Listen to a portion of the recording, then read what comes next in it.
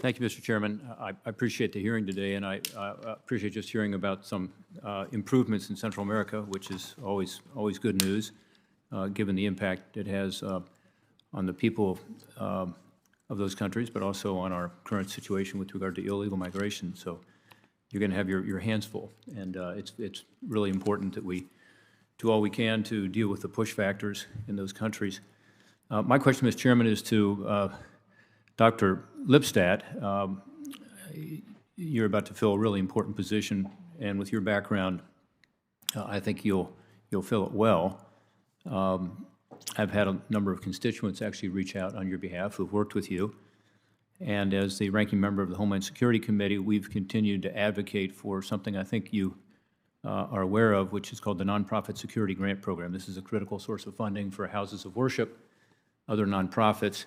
It's been used primarily in the Jewish community as synagogues, community centers, schools face increasing threats, anti-Semitism and other hate crimes,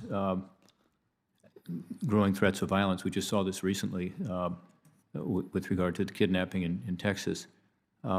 As we continue to help protect targets of anti-Semitic violence, we've got to also combat the root causes, of course.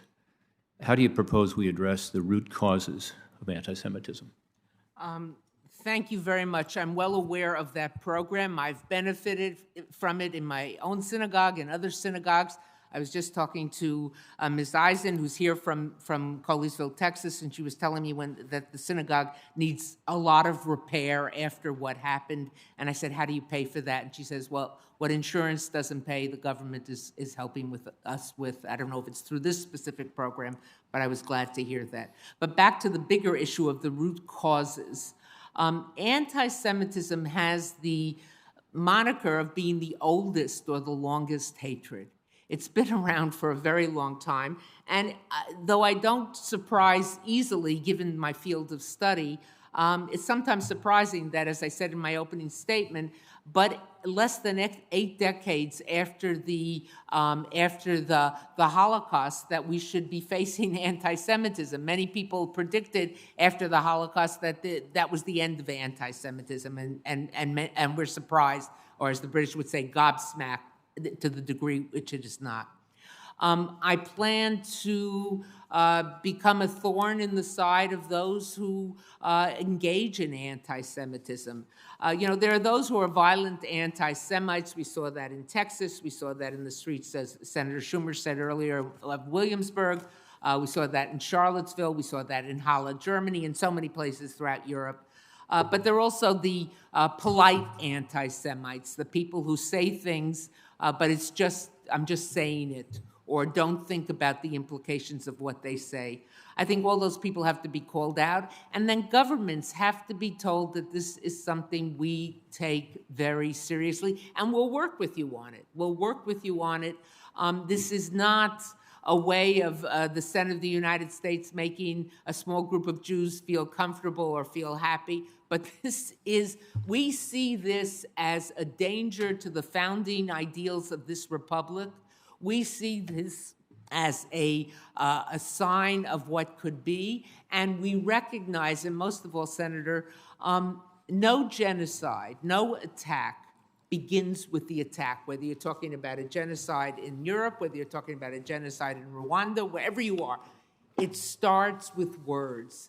And as some of your colleagues have mentioned, the Holocaust Museum, you just go down the block and you can see how it starts with words. And then it escalates. That doesn't mean it's always going to escalate to a Holocaust, but if you're going to stop something, you stop it well before it is of that degree. So I plan to be as energetic as possible in fighting this. I never thought I would be in this position, but if I have the honor of being confirmed, I want to make a difference in that regard.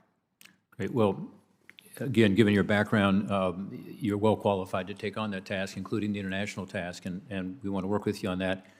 The Nonprofit Security Grant Program did provide the synagogue in Texas with hardening, as I understand, including cameras, which were very helpful with regard to the hostage taking, but also training. And one thing we have found out is that although these grant programs have been effectively used in some areas of the country, other folks don't know about it. the Sikh community, the Muslim community, the Jewish community, the Christian community. It's available broadly for these kinds of threats. So we've introduced new legislation called the Pray Safe Act, which is to provide houses of worship one centralized place where you can find out what the best practices are, find out what training's available. This is with Senator Shaheen and Hassan, and my sense is that following the incident in Colleyville, Texas, this is more important than ever to let people know, what's available to them. Have you looked at that Pray Safe Act? I have looked at it. I haven't studied it in depth because my remit, of course, if confirmed, will be abroad. But, you know, the division between domestic and international anti-Semitism is getting murkier. The terrorist, the kidnapper, the would-be murderer in Colleyville was radicalized abroad, and then he came here to do his handiwork. The divisions we used to draw are not as clear. Clearly, my remit in the State Department is abroad, but you can't, the hard lines, especially with social media, for better or for worse, it's harder to draw those lines. My synagogue has benefited from this program, and I have to tell you, speaking personally just for a second, I sat in synagogue about, I guess it was before COVID, but about 2 years ago, where the rabbi and the members of the synagogue who were taking charge of this handed out pieces of paper showing us what door to exit, God forbid there was something, and telling parents, all parents, but especially Jewish parents, don't go for your children. Your children will be brought to safety. I said, a lot of good that's going to do. But go out, how to go out, where to rendezvous. I have that piece of paper sitting on my desk. Yeah. It's a reminder that it's come to me in Atlanta, just as it's been coming to so many places in the rest of the world. Paris, Berlin, Halle, Belgium, too many places to name. Yeah. Pittsburgh, Tree of Life. Absolutely, yeah. Where the rabbi got training before. Yep. And of course, the people at Colleyville talked about the training and how it saved their lives. And can save lives. Well, as you say, this terrorist, and my time has expired, but just one sentence on that, because this committee gets involved in these issues.